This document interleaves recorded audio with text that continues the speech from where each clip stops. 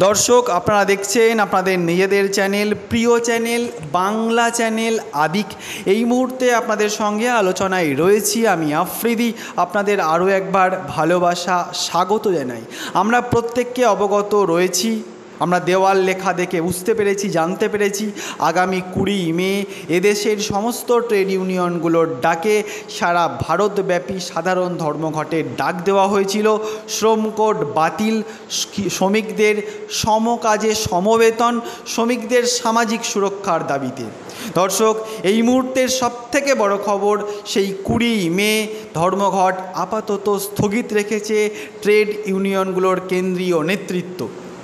এই ধর্মঘট পিছিয়ে গেল কেন? এই ধর্মঘট স্থগিত রাখা হলো কেন?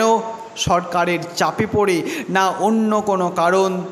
সেটাই আলোচনা করব এই ভিডিওর মধ্যে। প্রথম থেকে শেষ পর্যন্ত সঙ্গে থাকবে দর্শক। আমরা প্রত্যেককে জানি, বেশ কয়েকদিন পূর্বে কাশ্মীরের পহেলগাঁওয়ে জঙ্গি হামলা হয়। সেই জঙ্গি হামলায় তরতাজা 26 জন মানুষের প্রাণ যায়।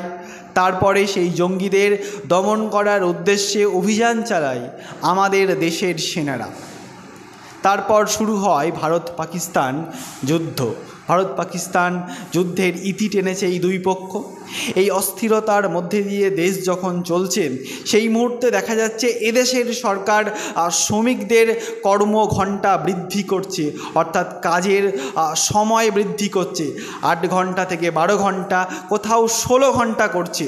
দর্শক, আমরা দেখতে পাচ্ছি যে শ্রম কোড চালু করছে। হয়তো গোটা দেশে চালু না করলেও যে রাজ্যগুলোতে বিজেপি শাসিত রাজ্য, সেই রাজ্যগুলোতে শ্রম কোড কিন্তু চালু করেছে। আমরা দেখছি একদিকে যেমন কাজের সময় বাড়ছে, তাই দর্শক এই আন্দোলনকে, এই ধর্মঘটকে আরও শক্ত করতে, আরও জোরালো করতে সমস্ত ট্রেড ইউনিয়নগুলোর কেন্দ্রীয় নেতৃত্ব তারা জানিয়েছে এই ধর্মঘট 20 মে হচ্ছে না, এই ধর্মঘট হবে আগামী 9 জুলাই।